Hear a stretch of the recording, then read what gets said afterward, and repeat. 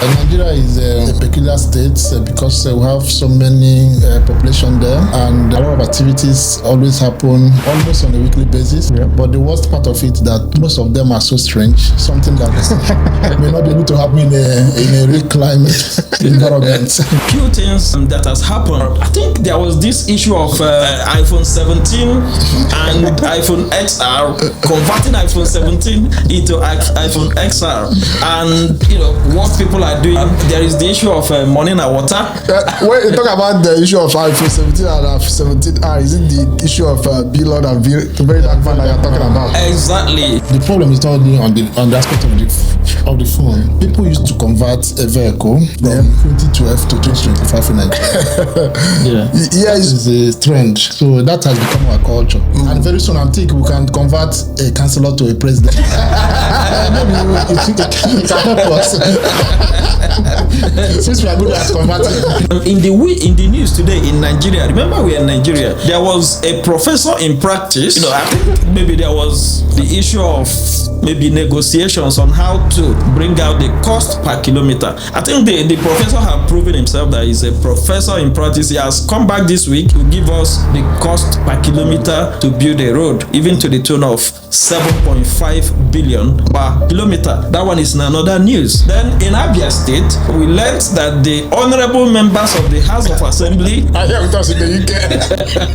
They were going to Abuja to join Sowore in the planned rally for the release of the leader of the IPOB. But eventually they were found in London receiving lectures.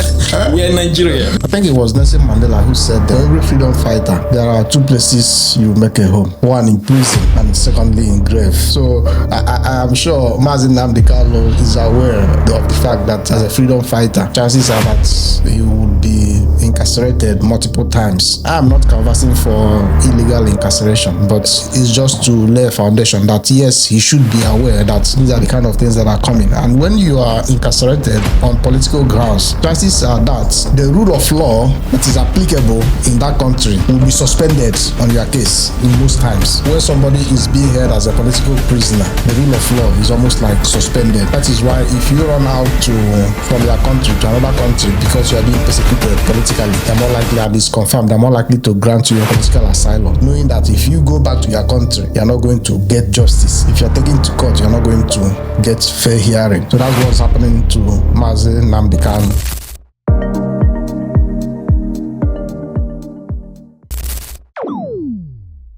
I welcome you once again to this very interesting episode with my team in the house. So they are familiar faces. Yes, our familiar face. Yeah.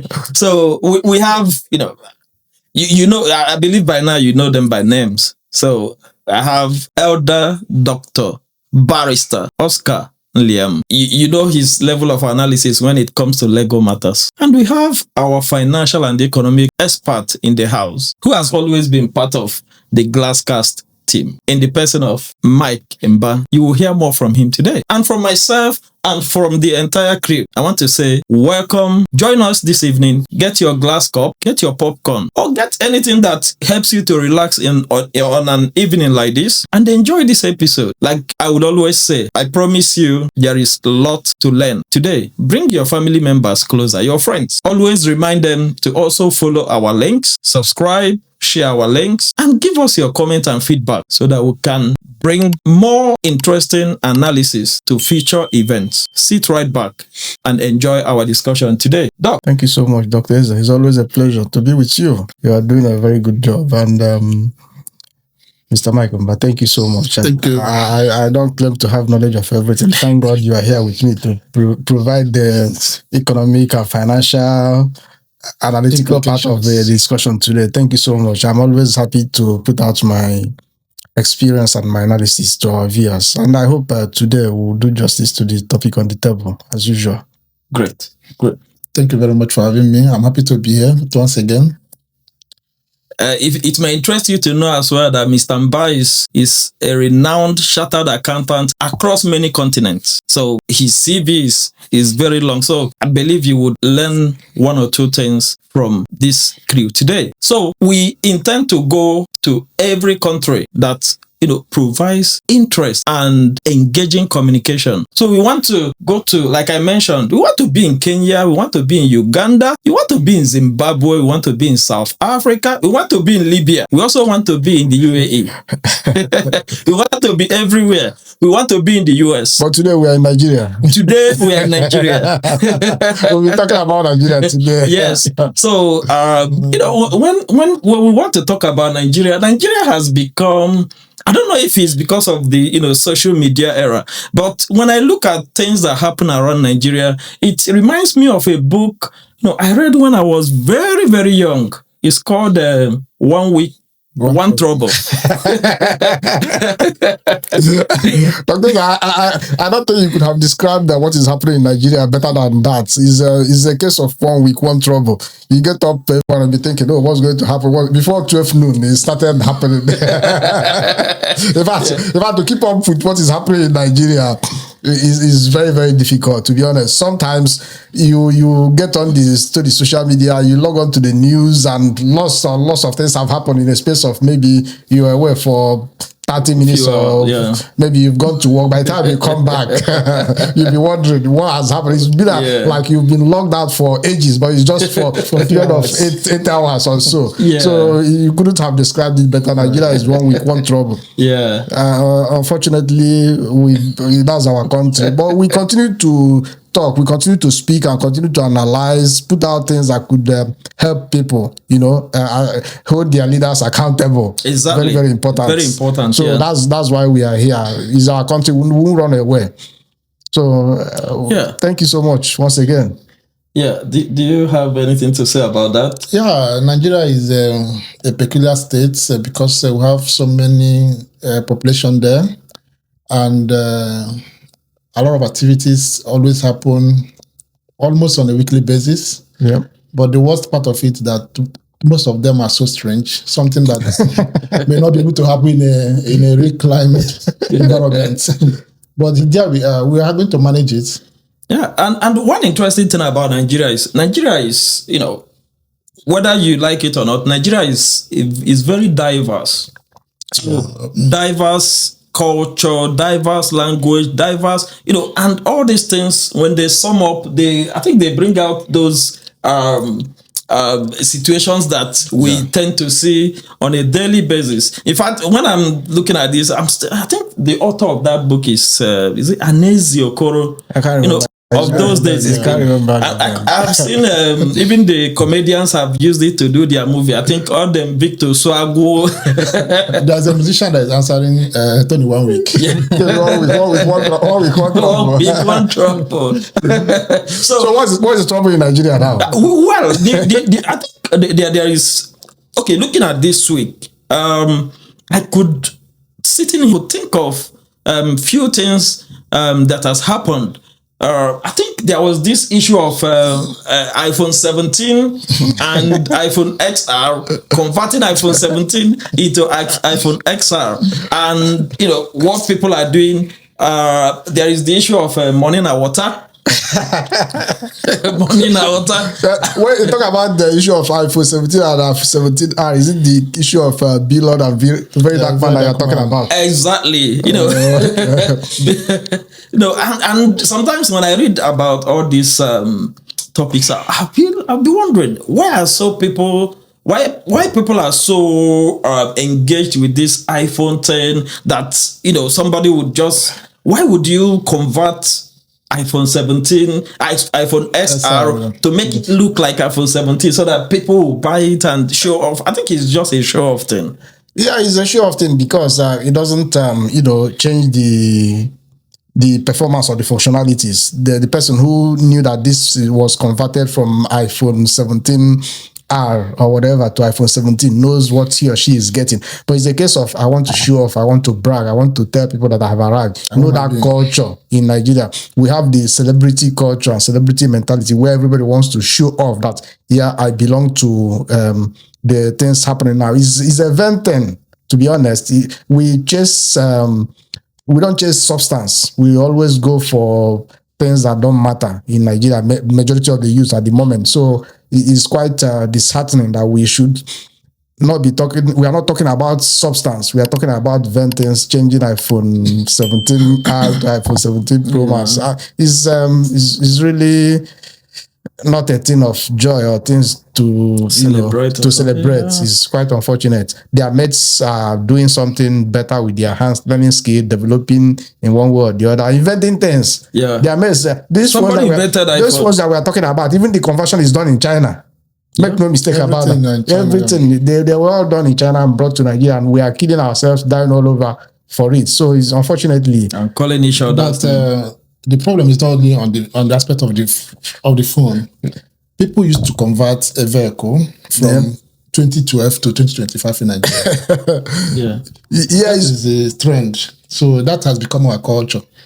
And very soon I'm thinking we can convert a councillor to a president. Maybe it can help us. Since we are good at converting.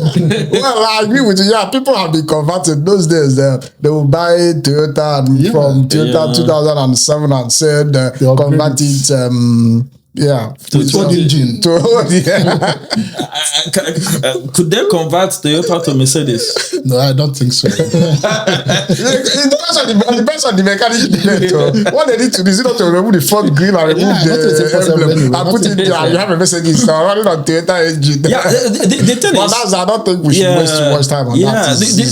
Why I was pointing that out is, the legal implication. In Nigeria is a place where anything goes. People do something without giving due consideration to the legal implication of it. I wonder that discussion that is coming up on social media and is circulating all over the world. And Apple, who has the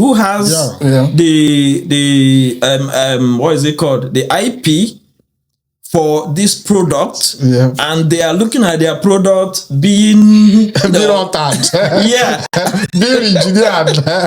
I wonder. Now let me shock you. In 2014, when I was living in Nigeria, one of my neighbors had then my family is in the UK, so I was working in Nigeria, coming here to see them. My friend, my neighbor, bought an iPhone in Nigeria, and he had an issue. He knew I was coming to the UK. He gave me the phone to help him fix when I get to the UK because he's tried all the phone repairers in Nigeria. None worked. He gave it to me that I should help him when I get to the UK, that I should help him repair it. Do you know, I almost got arrested in Apple shop when I took to the Apple shop. It turned out that Apple has no record of that phone. Every phone, they have this IMEI number and all sorts of numbers. They would, if you take it to their shop, they will just put it in their system and tell you everything about that phone. So, in fact, I don't know how I escaped that situation. So it tells you all you need to know. And the problem is that in Nigeria, anything goes. Exactly. We don't have standards. There we will have the standard organization of Nigeria, who is supposed to check these standards. But anything you buy from anywhere, you can import it in Nigeria and sell it. Do you know that if they catch you in France using a fake designer's bag, you're going in for it? Yeah, that's true. And when we talk about China, more than 80% of the goods that are manufactured, those things that they ship to Nigeria, that are brought into the UK, are made in China. Do you know that? Yeah. China, Bangladesh, Nepal, all those Asian countries where they find cheap labor. But that is standard. So they give them the specifications. You can't bring on in those things here and allow it to go. So it's only in Nigeria you can see those conversions going on and people selling it and even making noise about it on social media and nobody is held accountable for it. Where does that happen?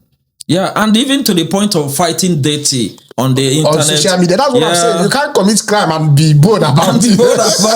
Yeah, somebody is intruding into somebody's private life, and somebody is reacting. And you can't commit a crime here and raise your hand and go to the social media and be fighting about it. It's because Nigeria is such a strange place that anything happens, no regulation, no rule, no accountability.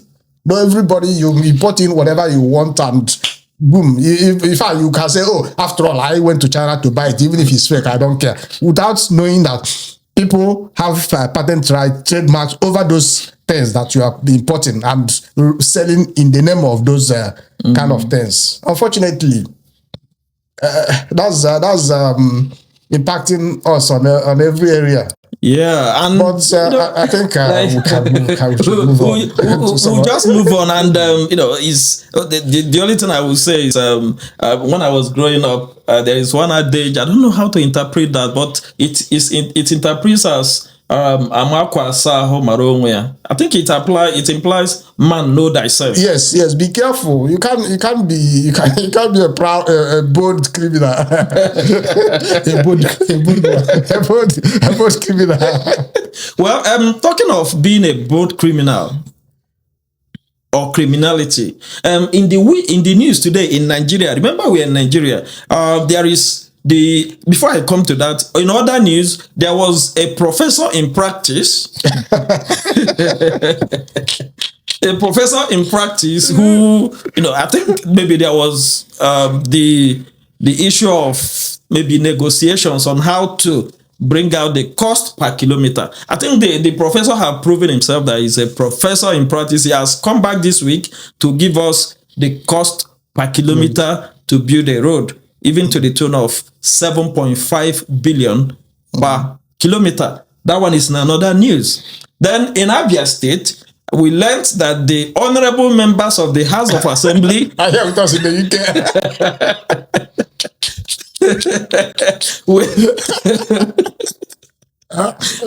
they were going to Abuja to join Sowore in the planned rally for the release of the leader of the IPOB.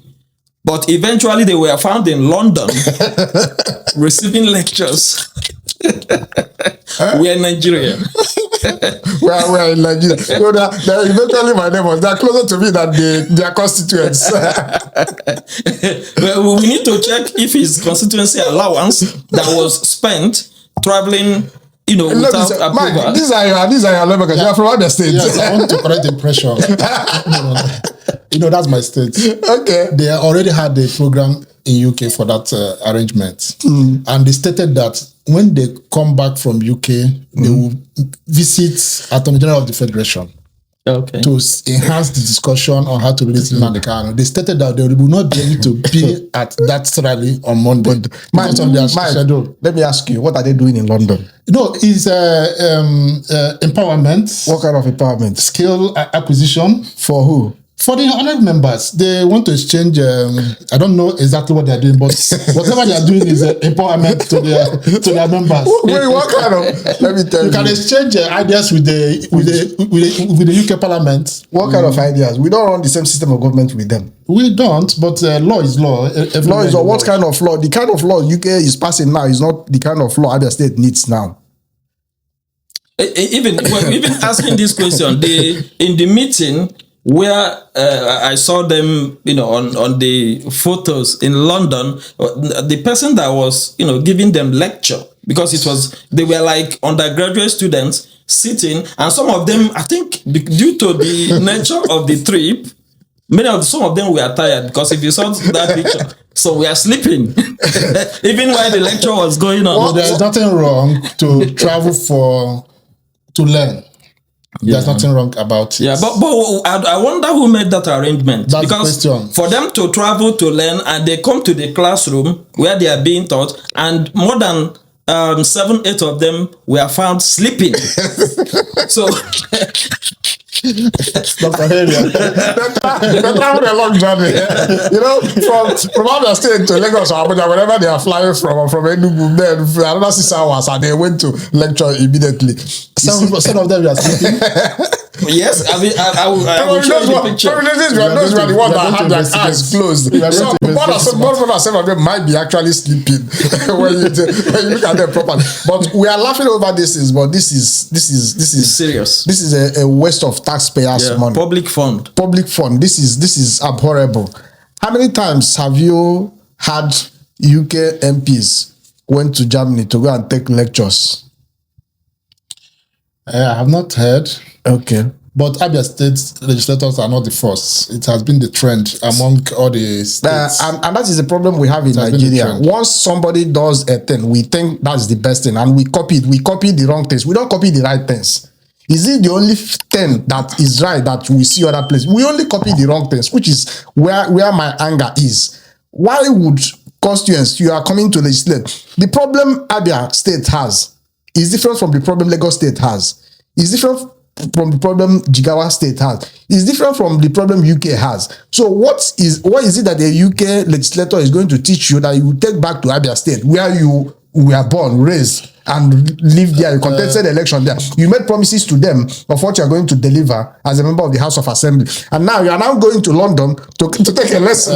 My people used to say a traveler is more wiser than a good man. But not on the expense of taxpayers' money. That is what I don't know. Yeah, if you want to, You don't know who's funding it. You don't know who's funding it.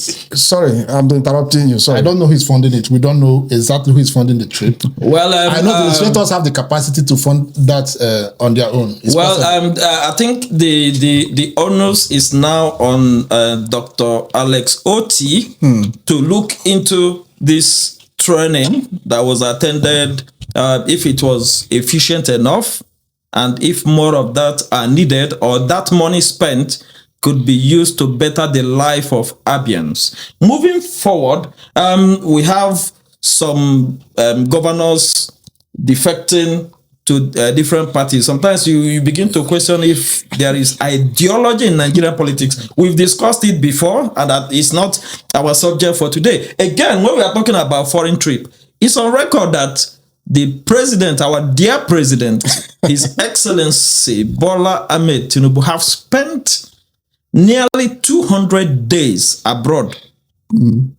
for several reasons, and not being in Nigeria. Who is checking that? What is the role of the Senate? Who is checking? Who is applying that principles of checks and balances in the administration of the president? Well, that is a question for another day. Then on the main news, how many of us know about Macaulay? About Macaulay. Yeah. So the president this week granted, should I call it amnesty or presidential pardon? Or clemency to about 175 Nigerians. Some of them were, they've died over 40, 50 years ago. And the president deemed it fit to pardon them of their sins of the old. So I think we should look into this idea of presidential pardon, and the extent of benevolence by our dear president to Nigerians, showing compassion, considering them for pardon, and maybe advising them not to to go home and sin no more, including the dead man. Including the dead man. So thank you so much. I really enjoy how you try to make these serious matters make it look simple and funny. I really admire your will I say erudition and your skill. But these things are not laughing matter. Okay. To be honest, I have to be honest with you. But you mentioned the presidential pardon. Exactly. Let's situate the things in proper context. I'm a lawyer and I'm going to speak as a lawyer now. In one of our episodes, I said there are 2 G's that can kill and nobody will question. And that number 1 G is God. And the second one is government. And when you look at any presidential system of government, the amount of power that is granted to the president is enormous. Is enormous. That is why they said President Trump is the most powerful person on earth. Why? Because he holds that position of presidency, the president of the most powerful nation in the world. So that has given him enormous power. It would interest you to know that just yesterday, President Trump pardoned a convicted felon, a former House of Rep member, George Santos, in the US. He was sentenced, I think earlier this year, has served a few months or so, about 3 years. But either yesterday or today, I read the news today, but yesterday, he granted him pardon. This is a former Republican rep member. In fact, this is his first time in the House. He was convicted of wire fraud, crime, inflating campaign donations, and so on, taking money from people, misappropriating it. But President Trump, I read the letter the criminal, the convicted man, wrote to Trump, begging him. Even Trump called him. I know he's a criminal, but I forgive him. You know, Trump, the only thing you need to do is to, praise him and support him, and he will get anything from Trump. So Trump pardoned him. That tells you the amount of power presidents have in a presidential country. Coming back to Nigeria, the president exercised his power under Section 175 of the 1999 Constitution as amended. And when you read the Section 175, subsection 1, it says the president may grant a pardon to anybody that's convicted of any criminal offense or federal crime. Let me use that word. If you are convicted of any crime against an act of National Assembly, then the president can grant you pardon. When you come to subsection 2, it says the president can also, grant you clemency. Then subsection 3, the same thing. It can either reduce the term or set you free. So in the proper context, the president has that power under Section 175 of the Constitution. Then come down to the Constitution under Section 212 of the 99 Constitution as amended. Subsection 123 again also gives the governor of that power to grant pardon and clemency to anyone that is convicted of a crime against any law of a state. Because we run the federal system of government, if it relates to a crime against the National Act of a National Assembly, then the president can grant, like if somebody is convicted under the Terrorist Prevention and Prohibition Act of 2022, then that falls within the realm of the president to grant pardon. Then if it's a law, maybe you are caught stealing against the law of House of Assembly of Imo State and the person is convicted, then the governor can step in. Now, under this, we call it generally prerogative of mercy. Then is the president or the governor has the prerogative to pardon or to grant you mercy. That's the general term for it. So there are two things there. One, pardon, and two, the clemency. The pardon is that is assume that you have never committed any sin. Then this clemency is either your sentence can be reduced or you can be released. But in that case, you remain an ex-convict. The person will still be, I'm not talking about you. Talking about the criminal will remain, if he were to be in the UK, you will still have that criminal record that you were convicted. But it's either that maybe somebody who was given life sentence, the president can commute it to 14 years, 2 years imprisonment, or can say, okay, you have served enough, you can go. Or somebody that's convicted and is given 2 year sentence term, the president can say, okay, well, you have served 1 month, but under my power, you are less convict, but let that person go. You still have that label. Yes, you still have that label. But in case of pardon, it's a case of Jesus Christ forgiving you your sin. It's assumed that you never committed that sin anymore. That's why it's called pardon. You are clean. You have a clean set. You can even go and recontest the election. Excuse me.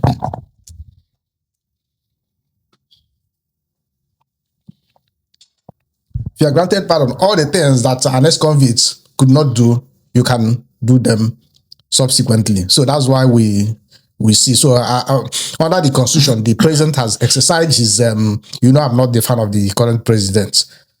Our dear president, it's up to you, whatever you call him. So, but I'm just, as a lawyer, I'm telling you the constitutional provisions and the power the president has. But the funny thing is that in Nigeria, nothing works the way it should work. Just yesterday, 17th of October, I read from the website of the presidential advisor, Abuja State, who wrote out all this name, 175, those that we are granted pardon, those we are granted clemency, reduced, and so on. I read that, only to wake up this morning to hear that the list has not been finalized. Yeah, that they're still reviewing it. Okay. So it's now a case of we don't even know what we are talking about. We don't know, like you said, Nigeria is 1 week trouble. Every new day comes out with a new trouble, new issue. But that is the issue of that presidential part. I know you have so many other questions. Of course, I will have more questions to ask. But when it comes to this non-finalized and this thing, I don't know. Sometimes things have to be put in a clear terms, especially when you are. There is no need coming to the public to say the president have granted this pardon as part of the independence celebration, the independence anniversary celebration, and coming back to say, oh, okay, it hasn't been ratified. Is it that maybe they tested public opinion and see, because like the question of granting Herbert Macaulay or Maman Vatsa pardon, or maybe people will be asking, what of there is that man that used to hide dollars in his car. So is it that maybe they sampled public opinion and people were like, Lawan Farouk, I think it was he's dealing with Femi Otedola. Yes, when they were investigating the issue of subsidy. So do you think it's as a result of public opinion or something? Dr. Eze, I'm not saying out of is a factual position now, because we are all speculating.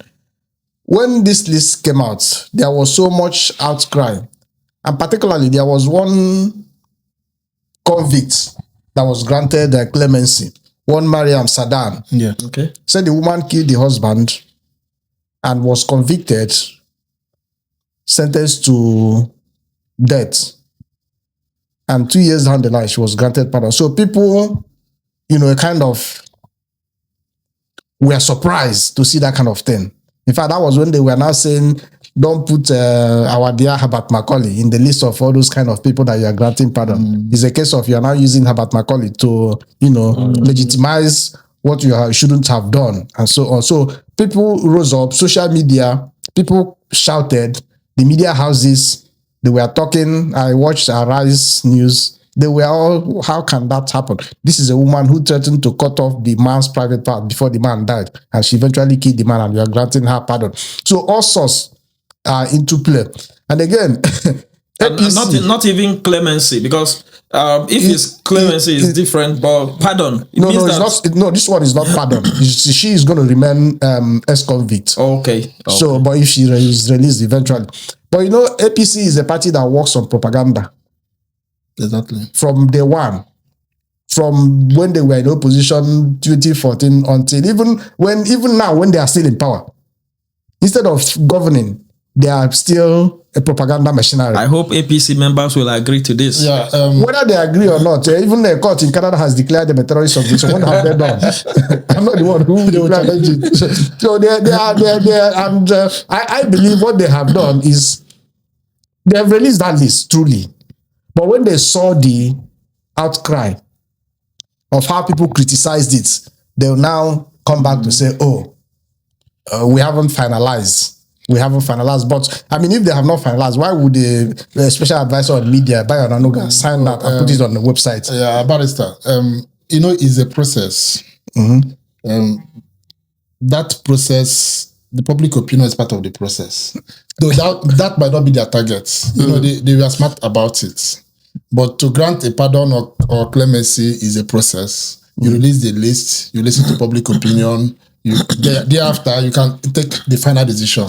Is the process? Is the No, standard. no. I'm coming. Okay, go I ahead. know. But APC, they are just trying to be smart about the process because they have released the list as of last week, early this week.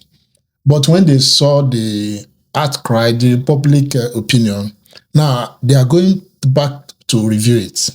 You will see the next list now will remove all those ones the people are complaining about. Okay. This party, they are very smart. In fact, I believe they are the owners of Nigeria. They understand the system very well. I tend to disagree because Nigerians are owners of Nigeria. They understand us. If you know how they remove a sitting president, so you don't underrate them. I respect the team that is running that government. They're very smart. They know how to use the powers. Smart on the wrong things. You may say the wrong things. Now let me come to what you said. You talked about the process. Yeah. Keep in mind we are talking about the constitutional power here. Yeah. And I've cited to you section 175 and section 212 of the Constitution. When you go to those sections I cited, I think section 175, subsection 3 or subsection 4, I'm not precise now, says that this would happen upon the president or the governor taking advice from National Council or State Council on prerogative of mercy. Yes. There is no way in the Constitution it mentioned that public opinion is part of the what the president, part of the president will take into consideration. Even what he says after for the governors, it says after consulting. And no, when you consult somebody, it doesn't mean that you're going to take what the person is telling you. That list is from the council first to the president. Okay. So should we say the document was leaked? No, it was officially produced by the State House. Okay. So why did they put it out if they've not finalized? No, that's why I said they want to be smart about the process. Smart on the wrong things. Another question I want to ask, because when I went through the list, apart from like the lady that was convicted of murder, or the former deputy speaker or former house, the one that hides money on his hands. Lawal Farouk, he was a member of House of Rep. Yeah, I think it was a former majority leader. He had principal position in the House of Rep when he was, siphoning dollars and hiding it all over the place. So apart from those names, which we are not making this up, this is out there. The person was convicted of this crime. So, like I said, we are providing context to what the narrative is. So we are not accusing anybody. So, but if you look at the list, is it because what I saw all over the social media is that this list, majority of the numbers on the list are ex-convicts on drug-related matters. And we know, our dear president, we know his relationship with, issues pertaining drugs. So I don't know if it's why. Well, doctor, I don't want to go into that with you, but I'm going to speak as a lawyer from the list I saw. When you look at that list, there are a number of young people, convicts, some of them 23, 25, 26. They were convicted for illegal mining. Okay. And one of the senators, I've forgotten his name now, wrote an undertaking to rehabilitate and to empower them. I don't know if those people will make the final list now with what is going on. So I don't know their fate. Now that we say we've not finalized the list, we haven't finalized. So you see, you have a majority, about up to 17, 20 of them were convicted for illegal mining. And now we came to the issue of your question you asked about cocaine and cannabis sativa and all those kind of things. You will recall that when I, from the beginning, when I was preserving contest, under section 175, someone said the president may grant pardon to anybody convicted of or in relation to an offense against an act of National Assembly. Yes. So mining falls under the exclusive jurisdiction of the government, and the National Assembly makes law relating to mining, including how that can be done and any thing that will constitute offense in terms of mining, like illegal mining. So it is a federal crime. So all those people we are seeing in the illegal mining part of the proposed amnesty, unquote, proposed list of pardon and clemency, those on the illegal mining are federal offenses. Then when you come to those on the drugs as well, they are also federal offenses. The laws regulating them were enacted by the National Assembly. So that is why you see majority of them there. And the other woman that we mentioned, I think she was tried in FCT. Yes. If I'm correct. Yeah. And you know that under the federal system, National Assembly enacts law relating to FCT. So that is why the president has that power to remove them, to grant clemency or pardon to all those people convicted on that. So it's not a case of because of what the people are allegedly saying about our president. Like I say, I'm not a fan of President Tinubu, but I am staying with the law and, providing constitutional provisions by my virtue as a lawyer. So that is why you see that. So the president doesn't have such power to go and start opening prisons from Imo State to Jigawa to Kano or state prisons to grant people pardon if they are convicted on laws enacted by those state assemblies. Like the Abia State Assembly, I don't know if they enact anyone in London. I bring it back. Our dear president would not be able to go and open prison doors in Umahi for them, except those that are convicted of federal crime. So that is why you see most of that coming from, those offenses about that. So what I'm looking at here, because does it look like maybe President Tinubu is doing something that the ex-president, the late President Buhari could not do? In granting this amnesty, because during Buhari's era, there was amnesty during Buhari's regime. Presidential pardon and clemency. Oh, okay. He pardoned the former governor of Plateau State, Joshua. Cool. There were so many of them. So it's always been a power that has been there in the constitution. Like I mentioned, in the US, they have such powers. In Nigeria, they have such power. But sometimes there's something you do, it becomes, even when you have, it's not all the powers that you have that you want to exercise. Yeah. Sometimes you exercise it and it becomes, like you're a dictator, even though you have such powers in the constitution. Like if American president exercises 1/10 of the power he has, we will be shouting he's a dictator, he's a dictator. But these are the constitutional powers that is given to him. He can use executive orders to do so many things. So same with our president. So, but our problem in Nigeria is that yes, I know he has that power, but that is not our main problem at this time. And again, much as he has such power, there is a presidential advisory committee on prerogative of mercy that should advise him, even though he's not bound by the advice. He should take into consideration what they have done. How can you be pardoning somebody that just killed, granting clemency, committing the sentence term, just killed the husband? 2 years down the line. The relatives of the late husband, how would they feel? And even the person that stole military equipment and put it in the hands of criminals, it was also pardon. So when you look at this pardon, you look at the kind of offense they've committed. Yeah, you can pardon political associates who committed political crimes, like that Farouk on. They are all politicians. He can pardon him, but I wouldn't take it as much as, I wouldn't criticize it as much as pardoning somebody who killed the husband in domestic violence 2 years after that. Yeah, as you said, they have the powers, but to abuse it is not good. Yeah.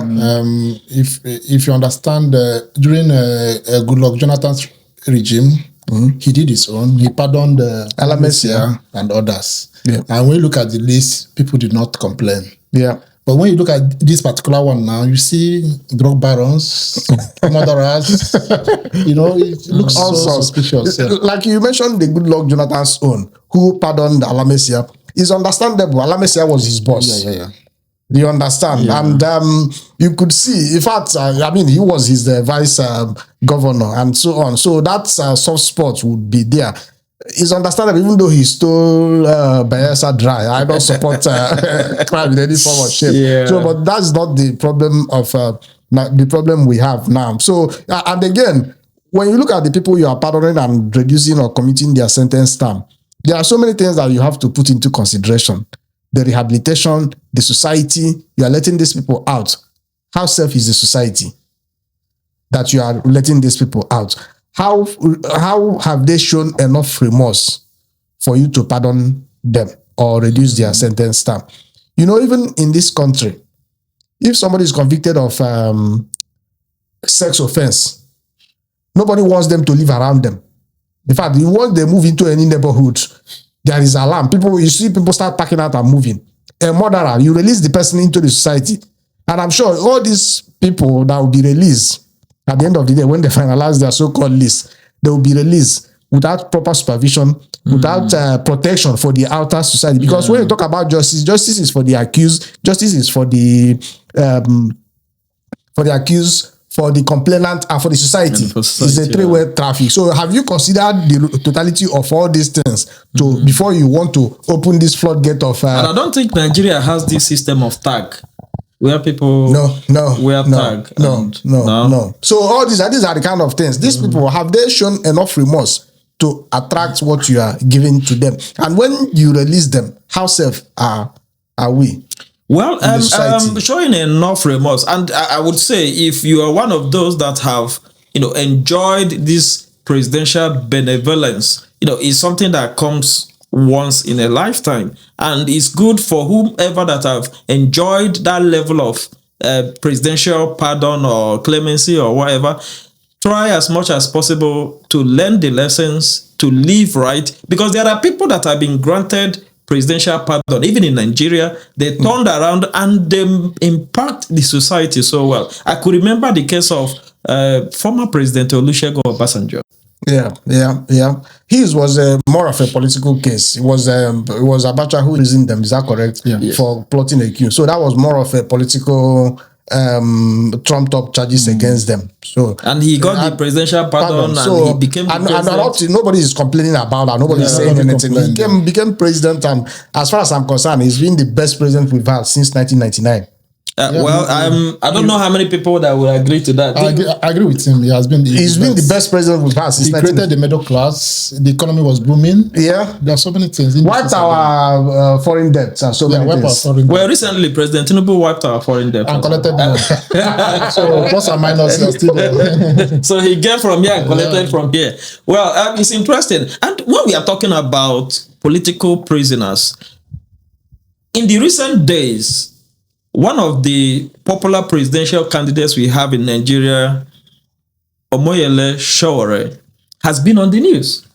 He is campaigning that if this level of individuals are going to be pardoned and released, and with the case of the IPOB leader, Nnamdi Kanu, who has been held captive for over 5 years, and there is no strong stance on the case for him to be prosecuted. And somebody like Sowore is asking, what is he still doing there when there is no case on him? I don't know. I would like to get the views of our followers and our subscribers on this subject, this movement, this rally that is slated for the 20th of October 2025. What is the substance of it? Let me say something. You mentioned Nnamdi Kanu, who is in a popular parlance, a freedom fighter. A freedom fighter, yeah.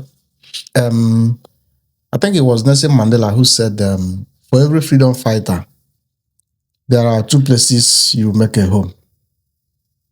One in prison, and secondly in grave. So I am sure Nnamdi Kanu is aware of the fact that as a freedom fighter, chances are that he would be incarcerated multiple times.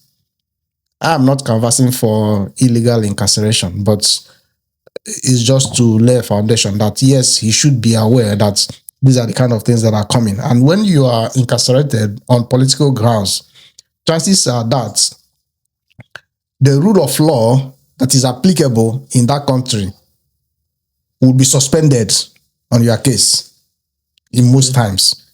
When somebody is being held as a political prisoner, the rule of law is almost like suspended. That is why if you run out from your country to another country because you are being persecuted politically, they're more likely, and it's confirmed, they're more likely to grant you political asylum, knowing that if you go back to your country, you're not going to get justice. If you're taken to court, you're not going to get fair hearing.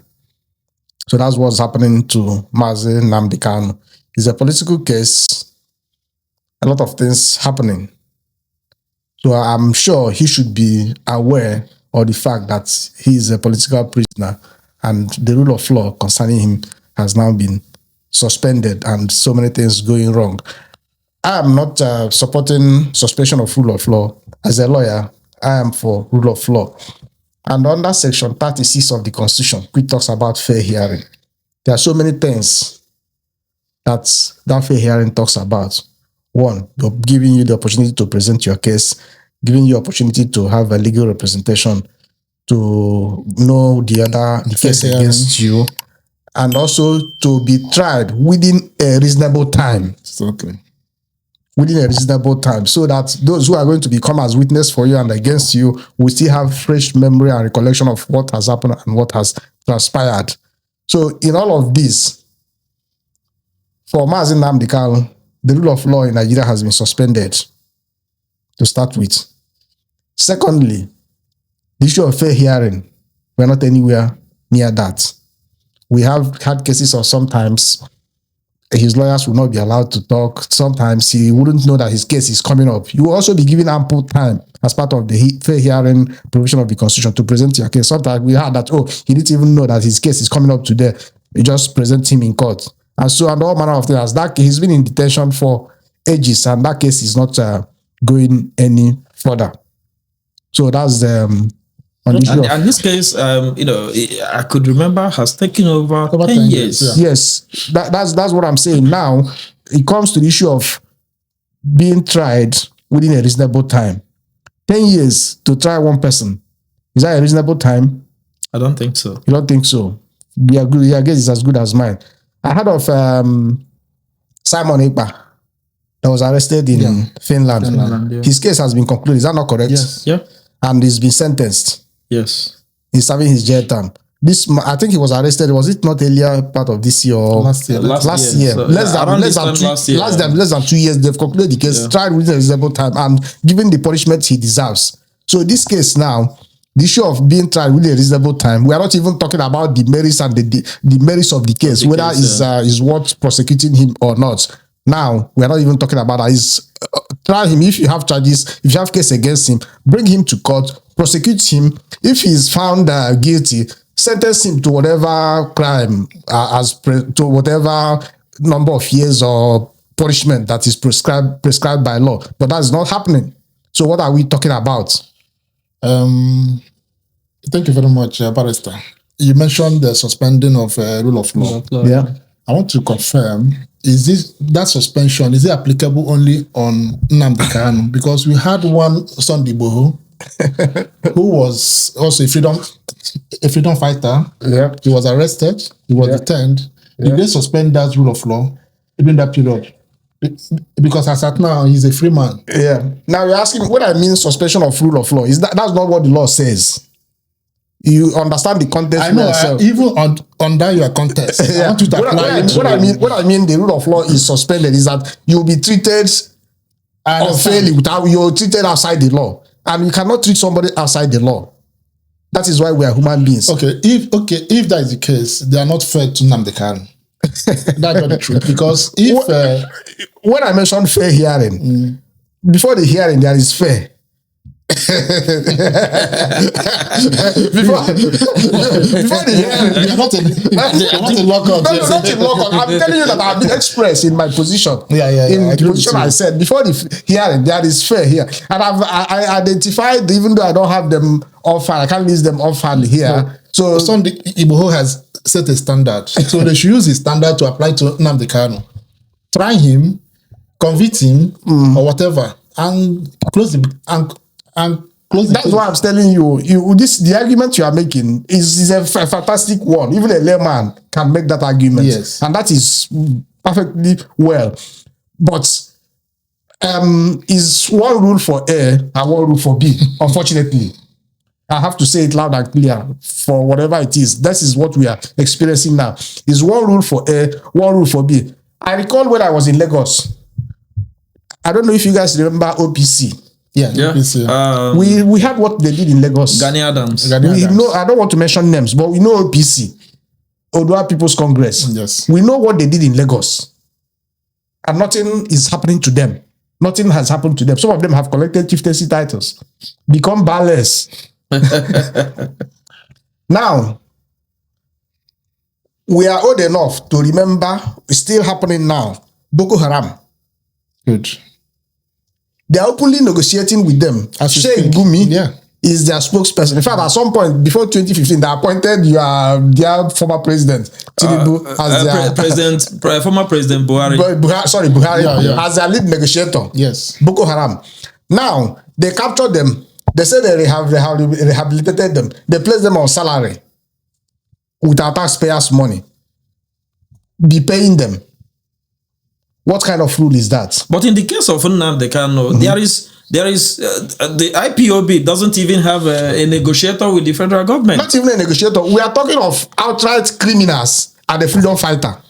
Yeah. They are not comparison, but They are not. I'm just. You may say they are criminals, but the Boko Haram. Okay, if they are not criminals, bring out your phone. Search terrorist organizations in Nigeria. Number one will be Boko Haram. Yeah. If you doubt what I'm saying now, fact check me. The government termed them terrorist organization, and the global community termed them terrorist organization. But if you ask them, they will say they are freedom fighters. They are not. The same way IPOB, we are saying they are freedom fighter today. They have been labeled terrorist organization by the government. Which government? Nigerian government. Well, the government is government. Okay, let me shock you.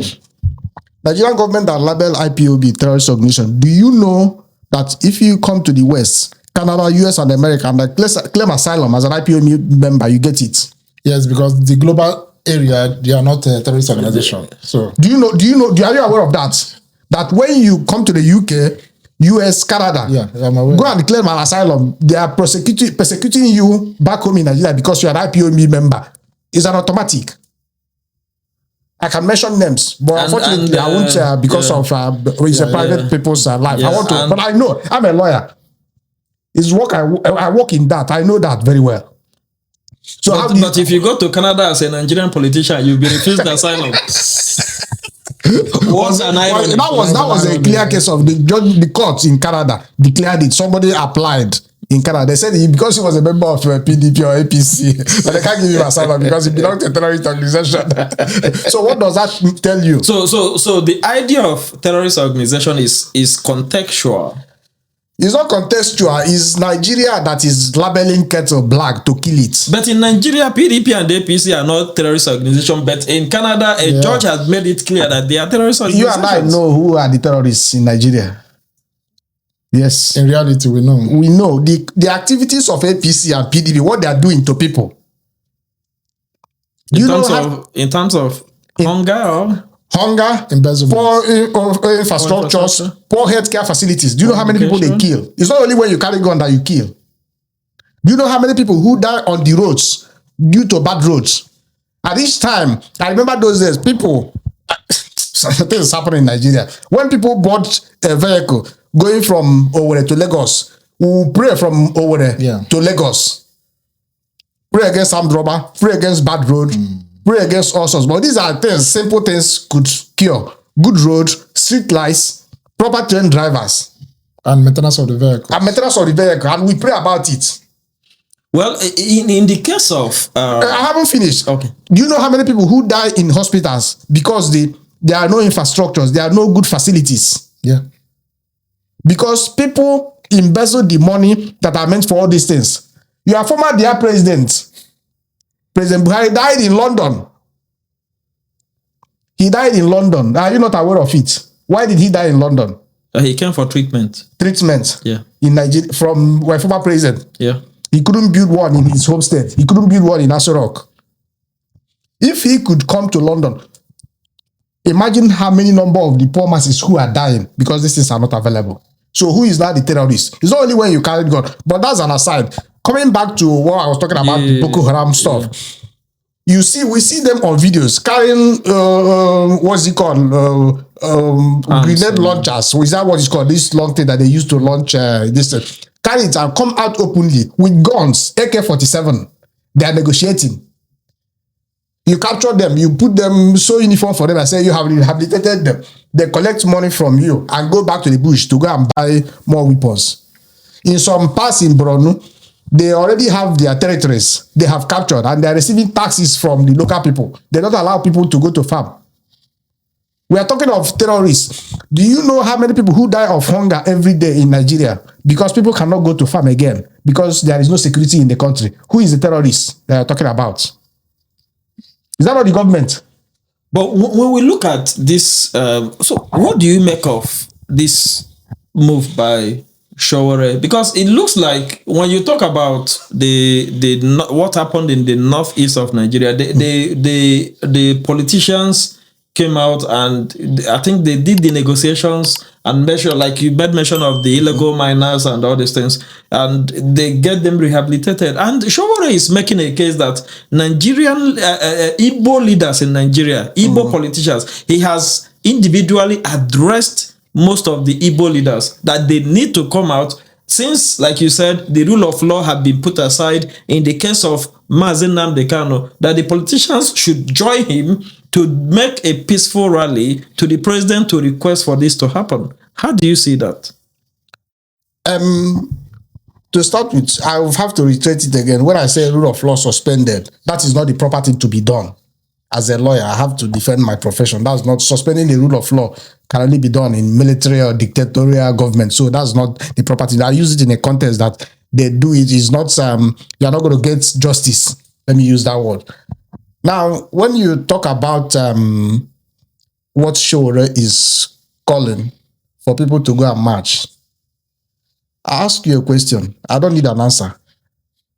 How many politicians from Yoruba community marched for Sunday Igboho? I believe there was the Afenifere. I could remember did the demonstration. All the Yoruba leaders, all the Yoruba they were calling for his release. Yes. Good, not a demonstration. Yes. Not a demonstration. The Boko Haram people that are being rehabilitated, how many politicians in the north are demonstrating at Abuja to get them rehabilitated? Demonstrating. I don't have that statistics. There's none. I'll tell you for free. What you are saying is that for what is applied to air, we are not even saying release Nnamdi Kanu free, let him walk on the streets. Apply the rule of law. Yeah. Do you need some people to go to the streets for rule of law to be applied?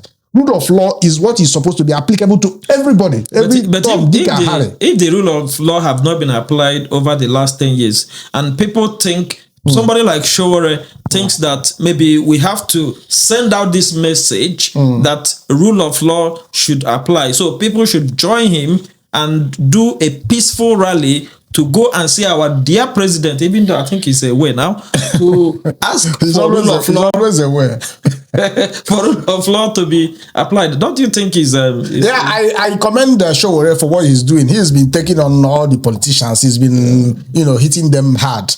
I saw the other day, he's mentioned lots of them bringing out their hidden properties, hidden embezzlement and so on. So he is doing a very good job calling this. He could as well sit back and say, after all, it doesn't concern me. I don't have any relation with Nnamdi Kanu. But again, before now, I know some prominent Igbo politicians, they have made this call. They don't need to carry placard for rule of law to be applied.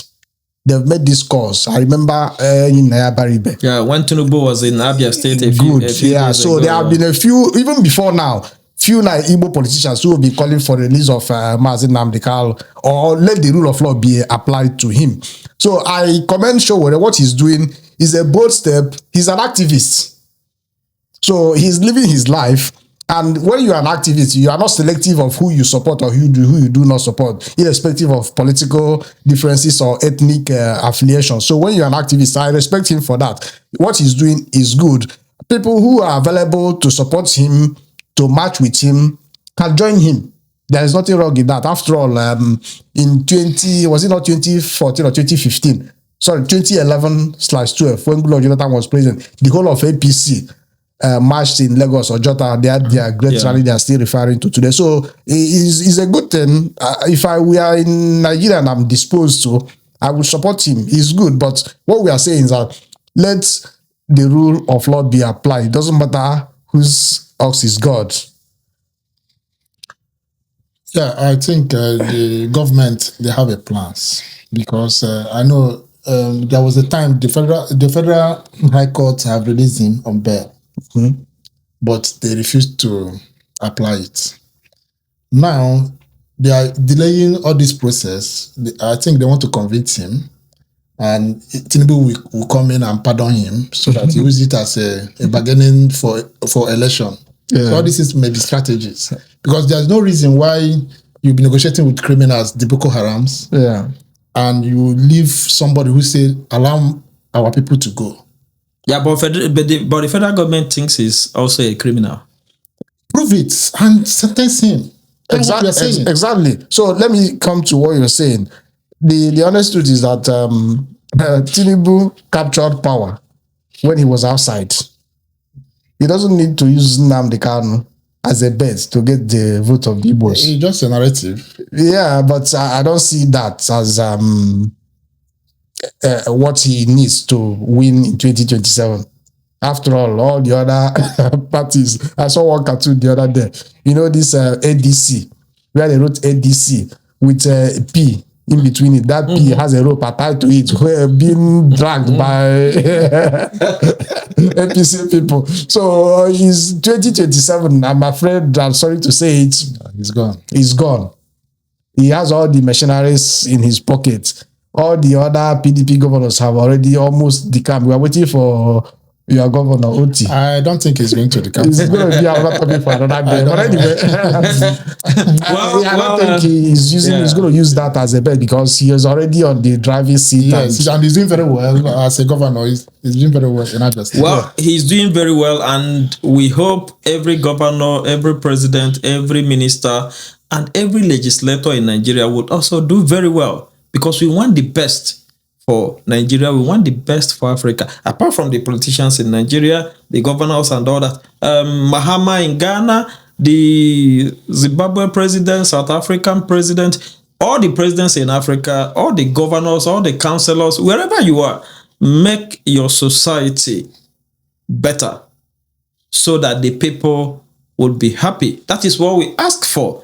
And we hope this message goes out loud and clear. We want a fair society. We want fair system that supports every aspect of societal development. So I would like to say a very big thank you to the crew again, to Dr. Nliam here and the expert financial analyst we have here in the person of Mike Mba. And I would always encourage you, remember, to send us your feedback, send us your comment. Like I said earlier, we put context to narratives, and whatever you send us, we digest it and would also bring out further discussions on that. Remember to follow us, subscribe to our page, like our page, and share to your friends and family. And on this note, from the team at Glasscast Podcast, we'll see you in the next episode. Thank you so much. Thank you, Dr. Ezra. It's always a pleasure. Thank you, man. It's been an interesting session. Thank you, guys. Thank you.